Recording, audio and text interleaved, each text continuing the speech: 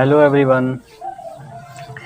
आज हम ये जानेंगे कि टैली में ईपीएफ एंड ईएसआई की एंट्री कैसे करते हैं, और साथ में ये भी जानेंगे कि salary payable and EPF ESI की कंबाइन एंट्री कैसे करते हैं। तो इसे जानने के लिए आप इस वीडियो में एंड तक बने रहिए।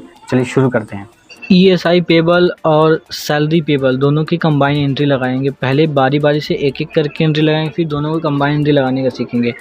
इन एंट्री को लगाने के लिए कुछ लेजर्स आपके टैली में और आपके बिजनेस के अकाउंट में बने होने चाहिए। अगर नहीं बने हैं तो सबसे पहले हम अकाउंट इन्फॉर्मेशन में जाएंगे, अकाउंट इन्फॉर्मेशन लेज़र क्रिएट करेंगे, उसके बाद यहाँ लेज़र बना लेंगे। उसके बाद हम चलते हैं सीधा एंट्री लगाने की तरफ। तो सबसे पहले हम एंट्री लगाएंगे अकाउंटिंग वाउचर, जनरल एंट्री। अब ईएसआई पेबल की एंट्री लगानी है। तो ईएसआई कंट्रीब्यूशन जो एम्प्लॉय कंट्रीब्यूशन होता है वो हमारा नॉमिनल अकाउंट होता है। तो नॉमिनल अकाउंट का जो रूल्स है, all expenses and losses are debit and all income and gains are credit. तो जो ईएसआई कंट्रीब्यूशन है, चाहे वो एम्प्लॉय का या एम्प्लॉय का, दोनों के दोनों हमारे एक एक्सपेंस है, तो इसको हम डेबिट करेंगे। मान लेते हैं 2000 रुपये का एम्प्लॉय कंट्रीब्यूशन है। उसके बाद फिर से डेबिट करेंगे एम्प्लॉय कंट्रीब्यूशन।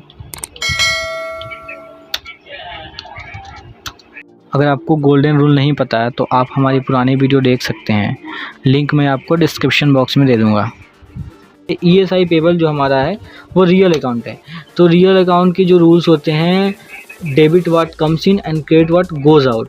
तो ईएसआई पेबल जो है ये हमारे एक तरह से पेबल तो खड़ी हो गई, लेकिन कहीं ना कहीं फ्यूचर में हमें ये कैश पेमेंट करने होंगे या बैंक से पेमेंट करने होंगे, तो गोज आउट होगा, कैश या बैंक हमारा गोज आउट होगा, इसलिए ये क्रेडिट हो जाएगी।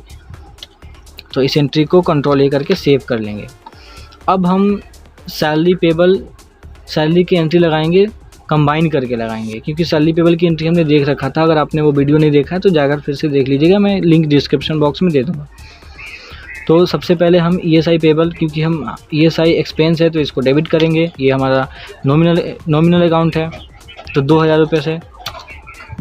उसके बाद फिर बाय एम्प्लॉयर कंट्रीब्यूशन 2000 रुपये से।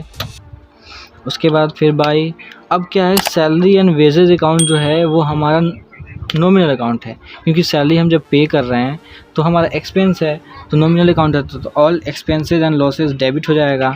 तो 8000 रुपये से हम इसे डेबिट कर देंगे। उसके बाद ईएसआई पेबल जो है वो हमारा रियल अकाउंट है, तो ये क्रेडिट हो जाएगा, क्योंकि गोज़ आउट होगा कैश या बैंक, तो ये 4000 रुपये से गोज़ आउट हो गए। और फिर उसके बाद जो सैलरी पेबल हो जाएगा, सैलरी पेबल अकाउंट, ये भी हमारा रियल अकाउंट है। ये भी क्योंकि इन फ्यूचर हमें ये भी पेमेंट करने ही करने हैं, या तो बैंक से करेंगे या फिर कैश करेंगे। तो ये भी कैश गोज़ आउट हो रहा है तो गोज़ आउट होगा, तो ये क्रेडिट हो जाएगा।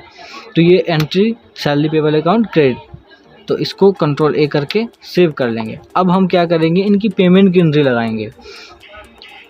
पेमेंट की एंट्री लगाने के लिए सबसे पहले फिर हम गेट वेब टैली पे आकर वाउचर एंट्री में जाएंगे, यहाँ पे अकाउंटिंग वाउचर।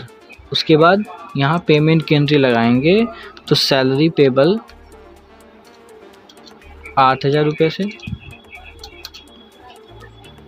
और ईएसआई पेबल 4000 रुपये से।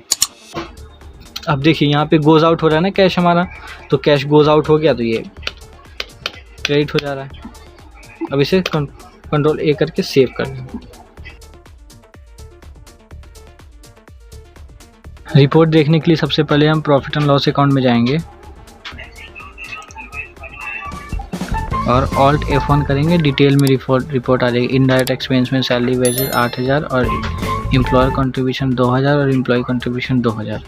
वैसे ही हम बैलेंस शीट में जाएंगे तो हम देखेंगे कि हमारे पास जो करेंट एसेट है, हमारे पास अभी करेंट एसेट इसलिए दिखा रहा है क्योंकि हमने बैंक से पेमेंट कर दिया था। ये देखिए, जो लायबिलिटी थी हमारी पेमेंट हो गई है। जैसा कि आपने अभी टैली में एंट्री देखा, ठीक ऐसे ही पीएफ की भी एंट्री लगाते हैं। पहले हम पीएफ कंट्रीब्यूशन, एम्प्लॉय कंट्रीब्यूशन बना लेंगे, फिर पीएफ एम्प्लॉय कंट्रीब्यूशन एंट्री बना लेंगे, फिर पीएफ पहले पेबल बना लेंगे। ठीक है, ऐसे ही एंट्री जैसे हम ईएसआई की एंट्री लगाते हैं। आई होप कि ये वीडियो आपको इन्फॉर्मेटिव लगी हो। तो हमारे चैनल को लाइक करें, सब्सक्राइब करें, कमेंट करें और अपने दोस्तों के साथ जरूर शेयर करें। मिलते हैं आपको अगले वीडियो में।